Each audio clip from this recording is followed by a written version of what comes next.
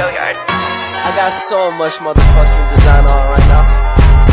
Break it down, bring it back, make it clap. I got 3 old thoughts, new block, where that day. Bitches on my line, and you know. Assalamualaikum Warahmatullahi wabarakatuh. Perkenalkan kami dari kelompok 4 kan? Tugas kami adalah tentang pencemaran udara. Nah, Sip.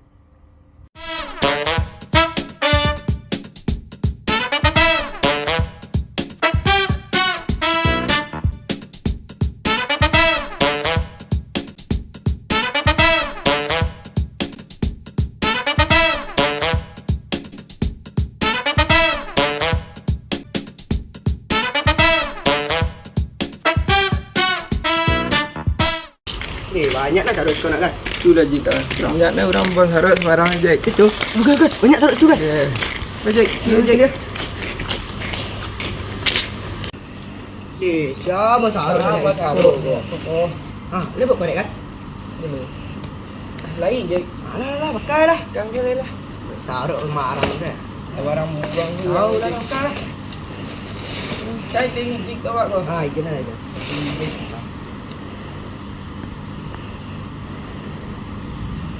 Lamun Oi, tu. ini kencang lu jika.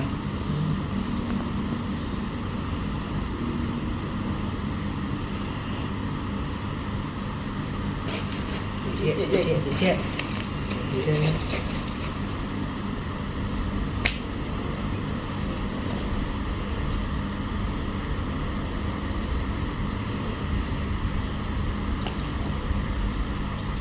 Apa sebenarnya itu dik? Tahu lah orang sembarang bang.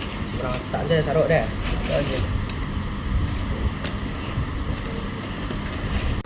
Wih, banyak asoknya, Weh. Dia makan sarok tuh. Wih, ada anaknya. Weh, mau makan sarok tuh? Sarutnya Sarut banyak warna gitu. Kalau ikut pencemaran udara jadi beko mah. Memang apa yang pencemaran udara itu tuh? Pencemaran udara tuh udara di sekitar tercemari oleh gas-gas yang gas rumah kaca seperti gas karbon dioksida yang dihasilkan oleh pembakaran sampah. Memang apa hubungannya sama kebakaran sarut gitu bang? Kalau sama gas sarok, beko gas karbon dioksidanya keluar, naik ke atmosfer, tertumpuk di sinan. Gasnya tuh membuat efek rumah kaca, jadi angin matahari itu bolak-balik di bumi taruh nggak naiknya ke ruang angkasa balik doh.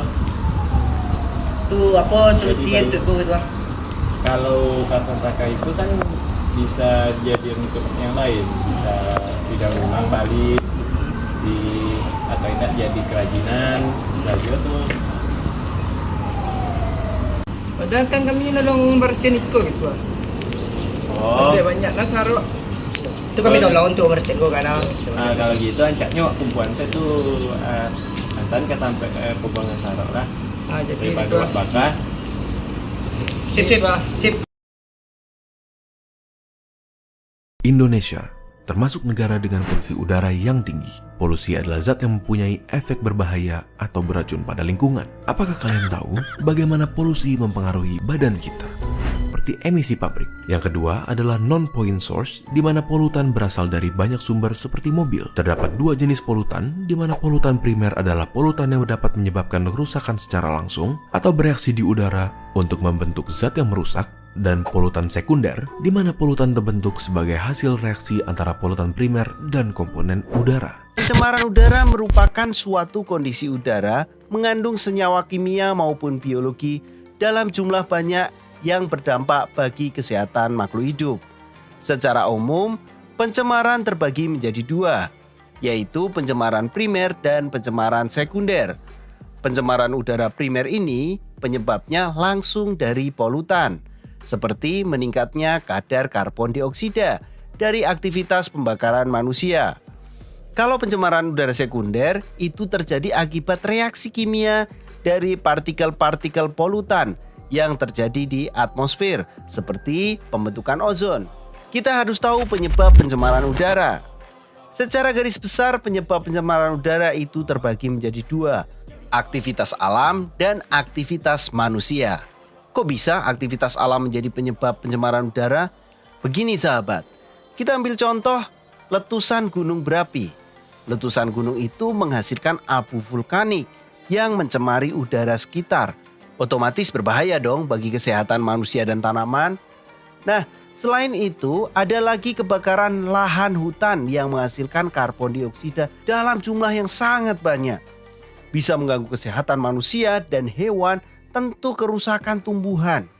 Bahkan sistem penerbangan juga bisa terganggu loh akibat kebakaran hutan ini. Kalau penyebab aktivitas manusia itu banyak, seperti asap pabrik, asap kendaraan bermotor, pembakaran sampah, dan juga asap rokok. Makanya jangan kaget, kalau naik motor itu pasti banyak pengendara yang pakai masker buat menutupi hidungnya. Ini karena mereka sayang dengan kesehatan mereka. Mulai sekarang pakai masker ya. Selain menghindari dari virus COVID, kita juga harus selalu menjaga sistem pernafasan. 3 organ utama yang dipengaruhi oleh polusi udara adalah 3 organ yang sangatlah penting: paru-paru, jantung, dan otak. Polutan di udara adalah molekul-molekul kecil yang dapat dengan mudah masuk ke dalam tubuh di saat kita bernafas. Mereka dapat menyebabkan inflamasi di paru-paru yang dapat mengakibatkannya kehilangan kapasitas dan mengurangi fungsinya seiring waktu. Penumpukan polutan ini dapat menyebabkan penyakit pada paru-paru kita seperti asma, emfisema, bronkiolitis, bahkan kanker.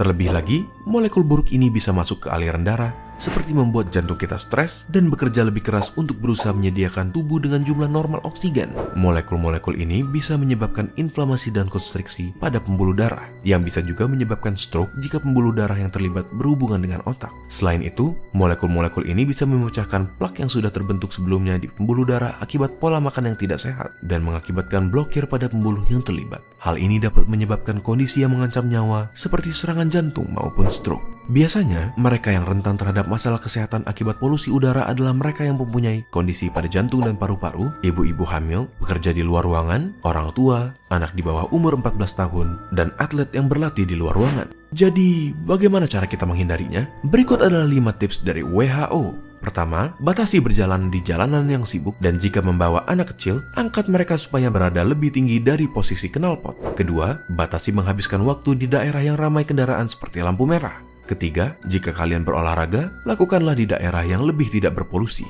Keempat, batasi penggunaan kendaraan seperti mobil di hari yang berpolusi tinggi. Dan yang terakhir, jangan membakar sampah karena asapnya dapat merusak kesehatan kita.